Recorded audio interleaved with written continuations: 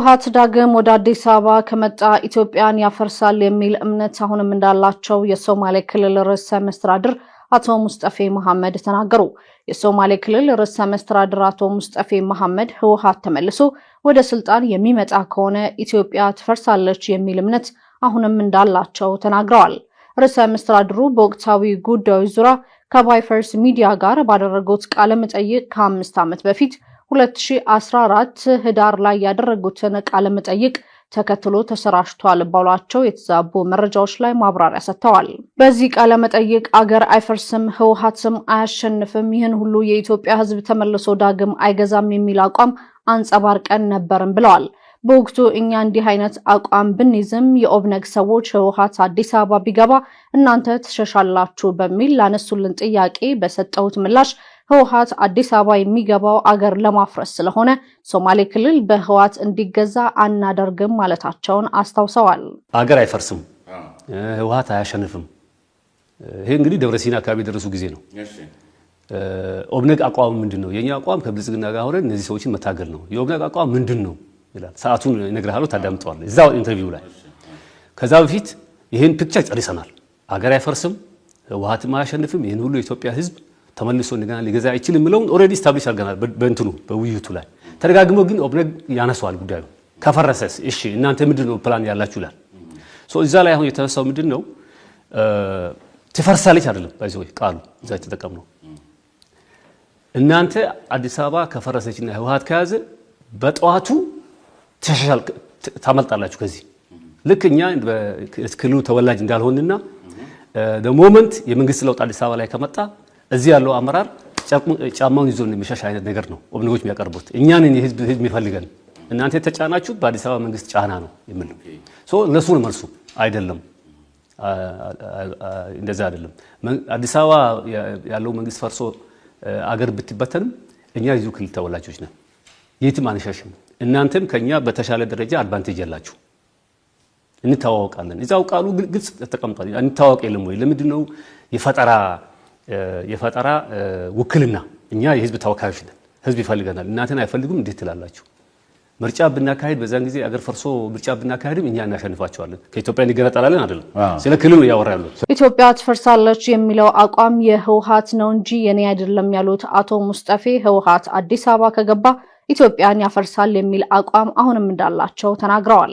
ህወሓት አዲስ አበባ የሚገባ ከሆነ እኛ ወታደር እንልካለን፣ እንደ ድሮ እዚህ አንጠብቃቸው የሚል ቪዲዮ ማለት ሌላ ሼር ማድረግ። ስለዚህ የሀገር ሽማግሌዎች የአቋም ህወሓት ተመልሶ አዲስ አበባን ቢቆጣጠር ኖሮ የኔ አቋም የሶማሌ ክልል በህወሓት አይገዛም፣ ተመልሶ በህወሓት አይገዛም። ያ ማለት እንግዲህ ሌላው ኢትዮጵያ ህዝብ ምን ያደርጋል የሚለውን ይወስናል። ሌላው የኢትዮጵያ ህዝብ ተሰባስቦ ህወሓትን የሚታገል ከሆነ አብረን እንታገላለን ሊሆን ይችላል። አሁን ተመልሼ እንዲህ ማለት አይደለም። እኔ እውነቱ መንገድ ስለፈለኩ ነው። በዛን ጊዜ ጭንቅላቴ ላይ ያለው ስለሱ አይደለም። ህወሓት አዲስ አበባን የሚቆጣጠር ከሆነ ዳግም ኢትዮጵያ ፈርሳለች የሚል ድምዳሜ አለኝ። አሁንም ዛሬ ያኔ አይደለም፣ አሁንም ዛሬ። ስለዚህ እኛ ህወሓት ካደረሰብን ችግር አንጻር እንደገና ህወሓት ስልጣን ላይ መጥቶ አገር በትኖ ሰውን ኦሬዲ እኮ እሱ በፈጠረው ፖለቲካ አይደለም አገር እየተናደች ያለው ተጨማሪ እሱ ራሱ ህወሓት እኮ በግልጽ ያኔ በነበረው ሁኔታ ሲኦል ትውረድ ኢትዮጵያ ትፈርሳለች ኮንፌዴሬሽን እያለ ሲያወራ የነበረ ጊዜ እኮ ነው። ይሄ እኮ የአገር ትፈርሳለች አቋም የኔ አይደለም እኮ የህወሓት አቋም የነበረ ነው። እንበትናታለን ኢትዮጵያ። ሱዳናውያን በሀገራቸው የተከሰተውን የኤሌክትሪክ መቆራረጥ በመቃወም ወደ ግብጽ የሚያመራውን አውራ ጎዳና መዝጋታቸው ተዘገበ። በሱዳን አብሪ ከተማ የሚገኙ በደርዘን የሚቆጠሩ የሱዳን ተቃዋሚዎች ትናንት ረቡዕ መጋቢት 30 ቀን 2018 በፈጠሩት ተቃውሞ ተደጋጋሚና ተከታታይ የሆነውን የኤሌክትሪክ መቆራረጥን በመቃወም ሱዳንን ከግብጽ ጋር በሚያገናኘው ዋና አውራ ጎዳና መዝጋታቸውን ሱዳን ትሪቡን ዘግቧል። ተቃዋሚዎቹ ጎማዎችን በማቃጠል በደንጎላና በዋዲ ሐልፍ መካከል ያለውን ወሳኝ መንገድ የዘጉ ሲሆን የመንገድ በሱዳንና በግብጽ መካከል ለሚደረግ ንግድና ጉዞ ዋነኛ የትራንስፖርት መሆኑም ተገልጿል። የዋዲ ሐልፍ አስቸኳይ ጊዜ ግብረ ኃይል አባል ለደህንነት ሲባል ስማቸው እንዳይጠቀስ በመጠየቅ ለሱዳን ትሪቡን እንደገለጹት ነዋሪዎቹ ተቃውሞ ያደረጉት አብሪ ከተማ በቅርቡ በወጣው የኤሌክትሪክ ፈረቃ ውስጥ መካተቷን ተከትሎ ነው ብለዋል።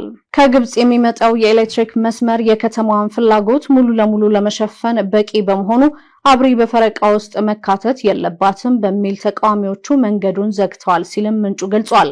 ግብጽ በረጅም ጊዜ ስምምነት መሰረት ለተለያዩ የሰሜን ሱዳን ከተሞች የኤሌክትሪክ ኃይል እንደምታቀርብም ተገልጿል። ተቃዋሚዎቹ ትናንት ረቡዕ ዕለት ባወጡት መግለጫ የአካባቢው ባለስልጣናት ለ12 ሰዓታት ለሚቆየው የኤሌክትሪክ መቆራረጥ በዓለም አቀፍ ደረጃ ያለውን አለመረጋጋትና በሆርሙዝ ሰርጥ ያለው ውጥረት እንደ ምክንያት ማቅረባቸውን ተችተዋል። የዜጎችን የዕለት ተዕለት ኑሮ መረጋጋት ከፖለቲካዊ ትንታኔዎችና ከባህር ላይ ውጥረቶች ጋር ማያያዝ ተቀባይነት የሌለው አካሄድ ነው ያለው መግለጫው ቀውሱ የአካባቢውን ገበያዎችና የህዝብ አገልግሎቶችን ለትልቅ ውድቀት ዳርጎታልም ሲል ጠቁሟል። ተቃዋሚዎቹ ባለስልጣናት አስተዳደራዊ መፍትሄ እስካልወሰዱና የኤሌክትሪክ ፈረቃን በአስቸኳይ እስካላስቆሙ ድረስ የአውራ ጎዳናው እገዳ እንደሚቀጥልና ተቃውሟቸውን በአደባባይም እንደሚያሰፉም አስጠንቅቀዋል።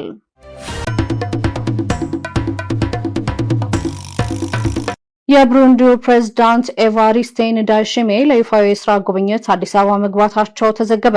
የብሩንዲው ፕሬዝዳንትና የወቅቱ የአፍሪካ ህብረት ሊቀመንበር ኤቫሪስቴ እንዳይሺሜ ለይፋዊ የስራ ጉብኝት አዲስ አበባ ገብተዋል። ፕሬዝዳንቱ ቦሌ ዓለም አቀፍ አየር ማረፊያ ሲደርሱ ምክትል ጠቅላይ ሚኒስትር ተመስገን ጥሩነህ አቀባበል አድርገውላቸዋል። ፕሬዝዳንቱ በኢትዮጵያ በሚኖራቸው ቆይታም የሁለቱን ሀገራት ግንኙነት ወደ ላቀ ደረጃ በሚያሸጋግሩ ጉዳዮች ላይ ውይይቶችን ያደርጋሉ ተብሎም እንደሚጠበቅ ኢዜአ ዘግቧል። ይህ በእንዲህ እንዳለ በአዲስ አበባ ሲካሄድ የቆየው ሁለተኛው የኢትዮ ብሩንዲ የጋራ ሚኒስትሮች ኮሚሽን ስብሰባ በትናንትናው ዕለት ተጠናቋል። የሁለቱ ሀገራት ከፍተኛ የስራ ኃላፊዎች የተሳተፉበትና ለሁለት ቀናት የቆየው ይህ ስብሰባ በመከላከያ፣ በንግድ፣ በትራንስፖርት፣ በግብርና፣ በኢነርጂ፣ በትምህርት፣ በዲጂታላይዜሽን፣ በጤናና በቱሪዝም ዘርፎች ያለውን ትብብር ማጠናከር ላይ ትኩረቱን ያደረገ እንደነበርም ተገልጿል። የውጭ ጉዳይ ሚኒስትሩ ዶክተር ጌዲዮን ጢሞቴዎስ በዚህ ወቅት ኮሚሽኑ በሁለቱ ሀገራት መካከል ጠንካራና የማይበገር አጋርነትን ለመገንባት ለሁለቱም ህዝቦች ጠቃሚነት እንዲሁም ለዓለም አቀፍ መረጋጋት የበኩሉን አስተዋጽኦ የሚያበረክት ጠቃሚ እርምጃ መሆኑንም ገልጸዋል። የብሩንዲ የውጭ ጉዳይ ሚኒስትር ኤድዋርድ ኢዚማን በበኩላቸው በሁለቱ ሀገራት መካከል ያለው በርካታ የጋራ ዕድሎችን በመጠቀም በጋራ ፍላጎቶች ላይ ትስስርን ማጠናከር አስፈላጊ መሆኑን አጽንኦት ሰጥተዋል።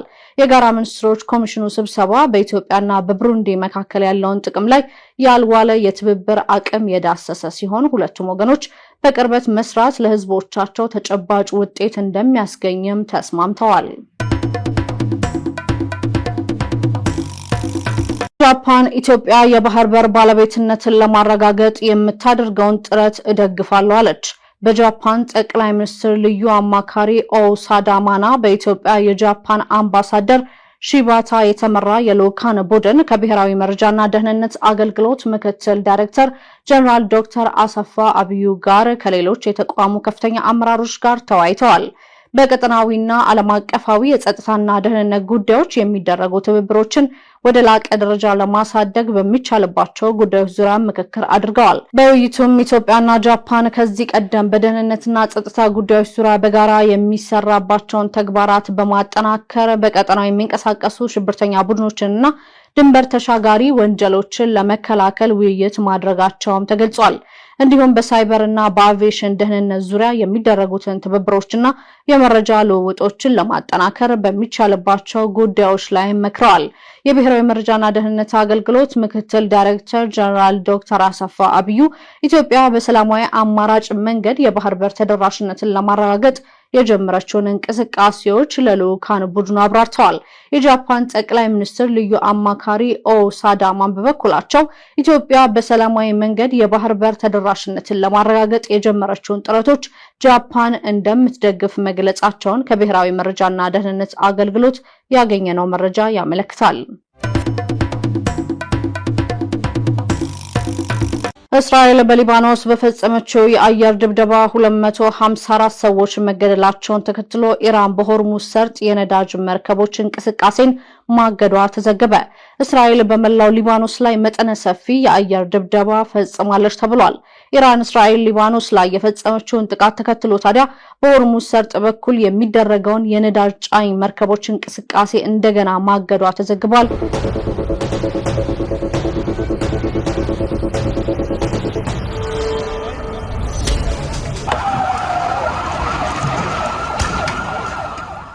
The strikes came without warning, hitting locations across the country within 10 minutes. The capital Beirut. እስራኤል በሊባኖስ በፈጸመችው የአየር ድብደባ 254 ሰዎች መገደላቸውን ተከትሎ ኢራን በሆርሙዝ ሰርጥ የነዳጅ መርከቦችን እንቅስቃሴ ማገዷ ተዘገበም። እስራኤል በሊባኖስ ላይ ትናንት ረቡዕ በፈጸመችው ጥቃት 254 ሰዎች መገደላቸውን ተከትሎ ኢራን በሆርሙዝ ሰርጥ በኩል የሚደረገውን የነዳጅ ጫኝ መርከቦች እንቅስቃሴ እንደገና ማገዷን የኢራን መገናኛ ብዙሃን ዘግበውታል። ይህም በአሜሪካና በኢራን መካከል የተደረገው ለሁለት ሳምንት ይቆያል የተባለው የተኩስ አቁም ስምምነት በድጋሚ ውጥረት ውስጥ መውደቁን አመላካች ሆኗል። የፋርስ ዜና አገልግሎት እንደዘገበው ቴህራን በስትራቴጂካዊ የባህር መስመር ላይ የመርከቦችን እንቅስቃሴ ያገደችው እስራኤል ጦርነቱ ከተጀመረ ወዲህ ከፍተኛ የተባለውን ጥቃት በሊባኖስ ላይ መፈጸሟን ተከትሎ ነው። የኢራን የውጭ ጉዳይ ሚኒስትር አባስ አራግቺ ቀደም ሲል ባደረጉት ንግግር ለቀጣዮቹ 2 ሳምንታት ከኢራን የታጠቁ ኃይሎች ጋር በሚደረግ ቅንጅት በሆርሙዝ ሰርጥ በኩል ደህንነቱ የተጠበቀ ጉዞ ማድረግ ይቻላል ማለታቸው ይታወሳል። ይሁን እንጂ በተኩስ አቁሙ ይዘት ላይ የጎላ ልዩነት ወዳውኑ ታይቷል። ስምምነቱን ያሸማገሉት የፓኪስታኑ ጠቅላይ ሚኒስትር ሻህባዝ ሻሪፍ የተኩስ አቁሙ ሊባኖስንና ሌሎችንም ቦታዎች ያካትታል ሲሉ፣ የእስራኤል ባለስልጣናት በበኩላቸው በሊባኖስ በሄዝቦላህ ላይ የሚካሄደው ዘመቻ የተለየ እንደሆነና እንደሚቀጥልም ሲገልጹ ቆይተዋል። ሲኤንኤን እንደዘገበው እስራኤል ትናንት መጋቢት 30 2018 ዓ.ም በሊባኖስ ላይ የፈጸመችው ጥቃት ከፍተኛ ሲሆን ይህ ዜና እስከተጠናቀረበት ሰዓት ድረስ በሊባኖስ ሲቪል መከላከያ መረጃ መሰረት ቢያንስ 254 ሰዎች ሲገደሉ 1165 ደግሞ ቆስለዋል ተብሏል። የሀገሪቱ ጤና ሚኒስትር ቃል አቀባይ ለሮይተርስ እንደተናገሩት በደቡባዊ ሊባኖስ ከሞቱት መካከል 12ቱ የሕክምና ባለሙያዎች ይገኙበታል ብለዋል። ይህ የጥቃት መጨመር ኢራን ለዓለም የነዳጅ ንግድ ወሳኝ በሆነው የሆርሙዝ ሰርጥ ላይ የመርከቦችን እንቅስቃሴ እንድታግድ አድርጓታል። የኢራን መገናኛ ብዙሃን እስራኤል የእግረኛ ጦሯ ወደ ሊባኖስ ከገባ ወዲህ ግዙፍ ያለችውን ድብደባ መፈጸሟን ተከትሎ በሆርሙዝ ወሽመጥ ነዳጅ ጫኝ መርከቦች ማለፍ ማቆማቸውን ዘግበውታል።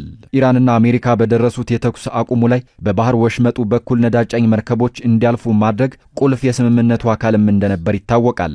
ነገር ግን ከኢራን እስላማዊ አብዮታዊ ዘብ ጋር ግንኙነት ያለው የፋርስ ዜና ወኪል ትናንት እንደዘገበው ዛሬ ማለዳ ከቴህራን ፍቃድ አግኝተው 2 ነዳጅ የጫኑ መርከቦች ማለፍ ችለው የነበረ ቢሆንም ከዚህ በኋላ ግን መርከቦች እንዳያልፉ ተደርጓል ሲል አክሏል። ዘ ኢስላሚክ ዘ ሪፐብሊክ የዜና ወኪል በበኩሉ እስራኤል በሊባኖስ ላይ የምትፈጽመውን የአየር ድብደባ በመቀጠሏ የመርከቦች ጉዞ መቋረጡን ዘግቧል። የኢራን አብዮታዊ ዘብ እስራኤል በሊባኖስ ላይ የምትፈጽመው ጥቃት በአስቸኳይ ካላቆመች ጸጸት የሚያስከትል ምላሽ እንደሚሰጥ መዛቱን የኢራን መንግስት የዜና ወኪል አስታውቋል። አብዮታዊ ዘቡ በቴሌግራም ገጹ ላይ ባሰፈረው መልእክት ቃሏን ላጠፈችው ዩናይትድ ስቴትስና ጽዮናዊት አጋሯ ከባድ ማስጠንቀቂያ አለን ብለዋል። ሊባኖስ ላይ የሚፈጸመው ጥቃት አሁኑኑ ካልቆመ የገባነውን ቃል በመፈጸም ጸጸት የሚያስከትል ጥቃት በቀጠናው ላይ እንሰነዝራለን ሲል ዝቷል። የሀገሪቱ ብሔራዊ የዜና ወኪል ኢራና የአብዮታዊ ዘቡ ባለስልጣናትን በመጥቀስ ሄዝቦላህ ላይ የሚፈጸም ጥቃት ኢራን ላይ እንደተፈጸመ ነው ሲል አስታውቋል። ይህ በእንዲህ እያለ የአሜሪካና የኢራን የተኩስ አቁም ስምምነት አጠራጣሪ በሆነበት በአሁኑ ሰዓት የኢራን ተደራዳሪዎች ልዑክ ከአሜሪካ ጋር ጦርነቱን ለማቆም ወደ ፓኪስታን ማምራቱን በፓኪስታን የኢራን አምባሳደር አረጋግጠዋል። ልዑኩ ቅዳሜ ከአሜሪካው ምክትል ፕሬዝዳንት ጄዲ ቫንስ ጋር ይገናኛሉ ተብሏል። አምባሳደሩ በኤክስ ገጻቸው ድርድሩ ኢራን ባቀረበችው ባለ 10 ነጥብ ምክረ ሐሳብ ላይ መሆኑን ተናግረዋል። አክለውም ንግግሩን የእስራኤል አገዛዝ የዲፕሎማቲክ ጥረቶችን ለማሰናከል በተደጋጋሚ የተኩስ አቁም ስምምነቶችን በመጣስ ኢራናውያን ጥርጣሬ ባደረባቸው ሰዓት እንደሚካሄድም ጠቅሰዋል።